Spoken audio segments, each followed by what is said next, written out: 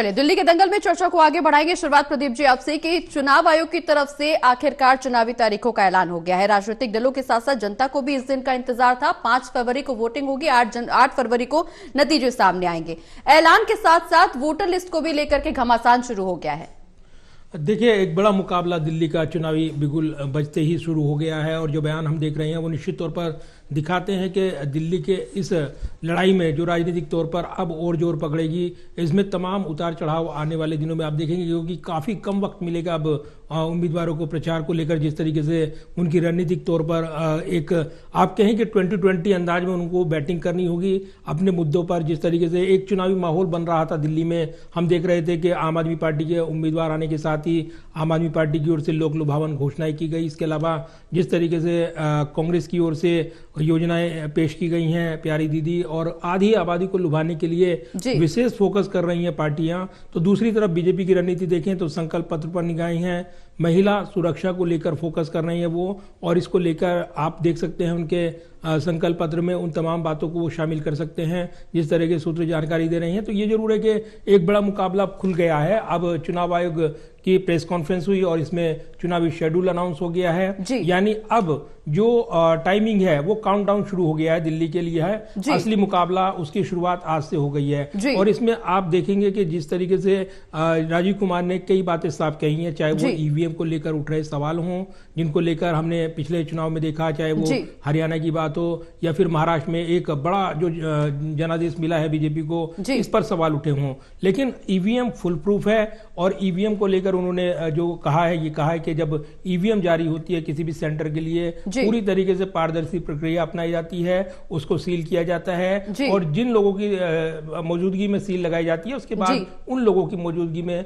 Seal खोली जाती है, मॉक ड्रिल होती है।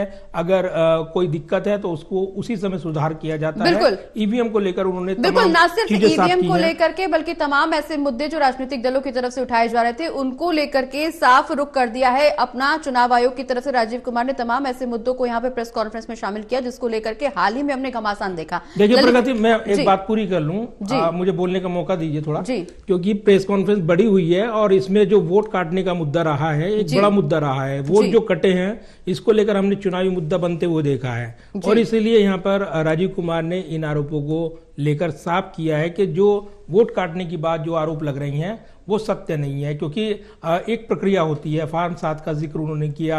इसके अलावा उन्होंने सिलसिलेवार उन बातों का जिक्र करते हुए कहा कि वोट काटने में जो आरोप लगाए जा रहे हैं सिर्फ राजनीतिक वजह से आरोप लगाए जा रहे हैं। हमने देखा है दिल्ली चुनाव में अरविंद केजरीवाल ने एक बड़ा मुद्दा इसको बनाया है। तो ये एक साधारण बात नहीं है कि अब अगर चुनाव आयुक्त के तौर पर राजीव कुमार इन आरोपों का जवाब देते हैं तो सीधे इसको खारिज करते हैं। दूसरा, ईवीएम को लेकर जो सवाल उठे थे और चुनाव आयोग की निष्पक्षता पर सवाल उठे थे, उन्होंने इसको सिरे से खारिज कर दिया। तो एक ये जवाब देने की कोशिश उन्होंने की है कि जो सवाल उठाए जा रहे हैं वो राजनीतिक वजह से उठाए जा रहे हैं, जबकि इसमें सच्चाई नहीं है। और लोकतंत्र के लिए जरूरी होगा कि हम आदर करें और लोकतांत्रिक प्रक्रियाओं का सम्मान करें। अगर कोई शख्स हुआ होता है, उन्होंने न्यायिक प्रक्रिया का हवाला दिया जो अदालत में वहां पर याचिका डाली गई थी, उसको लेकर भी जब खारिज हुई थी उसको उन्होंने साफ कर दिया। तो कहीं ना कहीं इन आरोपों के जवाब देते हुए चुनाव आयुक्त ने ये बड़ी बातें कही हैं और ये निश्चित तौर पर असर डालेंगी इस चुनावी लड़ाई में जब ये घमासान आगे बढ़ेगा, क्योंकि विपक्ष ये सवाल उठाता रहा है कि निष्पक्ष नहीं है चुनाव आयोग। लेकिन इन आरोपों के जवाब देते हुए आज चुनाव आयुक्त राजीव कुमार ने बड़ी बातें कही हैं। बिल्कुल तब स्पष्ट हो पाएगा। लेकिन प्रदीप जी, कहा यह जा रहा है कि दिल्ली के चुनाव में, दिल्ली के दंगल में बीजेपी और आम आदमी पार्टी के बीच में ही फोकस देखने को मिल रहा है, कड़ा मुकाबला देखने को मिल रहा है। हालांकि कांग्रेस की एंट्री अब हो गई है। जो पहली गारंटी लॉन्च की गई कांग्रेस की तरफ से, प्यारी दीदी योजना, जिसमें 2500 रुपए का लाभ देने का ऐलान किया गया, कांग्रेस की तरफ से क्या कुछ स्थिति बनती हुई नजर आ रही है? क्योंकि अभी तक की जो तस्वीर है उसमें साफ तौर पर बीजेपी और आम आदमी पार्टी के बीच में ही कड़ा मुकाबला है। बेहद कम समय, कांग्रेस अपने चुनावी कैंपेन को आगे कैसे बढ़ाएगी? देखिए, जो मुकाबला है और जिस तरीके से आगे बढ़ेगा, इसमें बड़ी योजनाएं जो लॉन्च की गई हैं आम आदमी पार्टी की ओर से, उसका जवाब दे रही हैं राजनीतिक पार्टियां। कांग्रेस ने कोशिश की है 2500 रुपए की योजना, और उसका ब्यौरा देते हुए जब डीके शिव कुमार उप मुख्यमंत्री कर्नाटक के थे तब उन्होंने बताया भी कि कैसे लागू करेंगे, उसका फीडबैक उन्होंने दिया।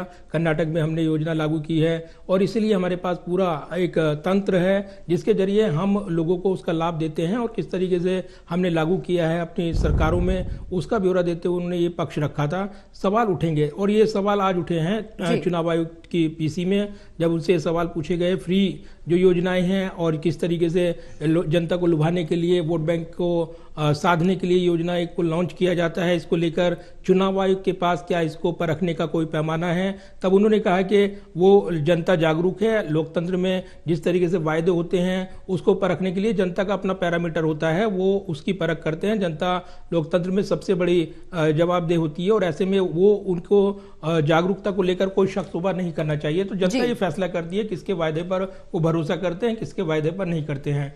दूसरा सवाल है कि जब हम देख रहे हैं कि ये जो योजनाएं और जिस तरीके से चुनावी टाइमिंग है और 5 फरवरी का दिन तय किया गया है वोटिंग के लिए, लेकिन 1 फरवरी को देश का आम बजट आना है और ये काफी महत्वपूर्ण होगा क्योंकि आम बजट में लोक लुभावन घोषणाएं होती हैं, केंद्र की योजनाएं होती हैं, हर राज्य को बजट आवंटन किया जाता है, उसमें प्रावधान किए जाते हैं और हर राज्य को उसका हिस्सा मिले, ये कोशिश होती है हर सांसद की जो जिस राज्य का प्रतिनिधित्व करता है। ये सवाल भी उठा प्रेस कॉन्फ्रेंस के दौरान कि अब जब ठीक चुनाव से पहले बजट आ रहा है, जब ऐसी योजना होगी तो केंद्र सरकार के पास मौका होगा अपने योजनाओं का ब्यौरा पेश करने का, पिटारा खोलने का।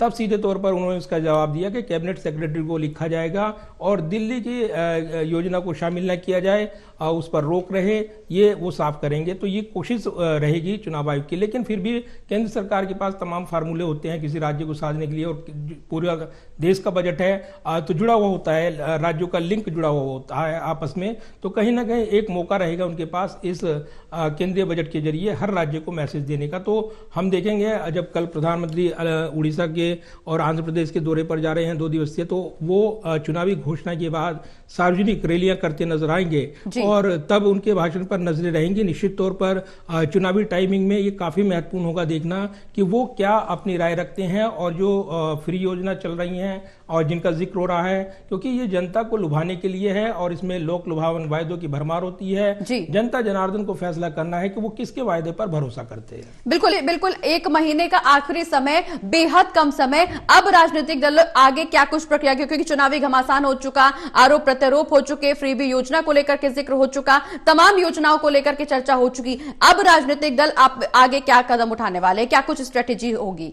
देखिए, अब तक तो लोक लुभावन घोषणाएं आपने देखी हैं, लेकिन अब जो सबसे ज्यादा हम देखेंगे वो राजनीतिक बयानबाजी के वार पलटवार देखेंगे और इसी में ये चुनाव तोला जाएगा। क्योंकि जिस तरीके से रमेश बिधूड़ी ने शुरुआत की थी, हालांकि वो उनकी जबान फिसल गई और जिस तरीके से मुद्दा बनाते हुए कांग्रेस नजर आई, उसके बाद बैकफुट पर आए। हालांकि फिर उसके बाद उन्होंने जोरदार बैटिंग करने की कोशिश की है, लेकिन सवाल यह है कि जब वहां आधी आबादी को साधने का जिक्र होता है, फिर अगर बयानबाजी होती है किसी व्यक्ति विशेष को या उनके खिलाफ बयानबाजी होती है, वो असर नहीं करती है, ये कहा जाता है। लेकिन ये चुनावी मुद्दे बनते हैं। अब सबसे बड़ी बातें हैं कि वायदों की भरमार तो हो रही है, संकल्प पत्र में भी वायदे आएंगे, लेकिन जो उनको लेकर हम देखेंगे जो चुनावी बयान होंगे वो अब जोर पकड़ेंगे और ये चुनावी बयानबाजी कितना कौन किस पे हावी होता है उससे थोड़ा परिदृश्य। बिल्कुल, हालांकि बयानबाजी को लेकर के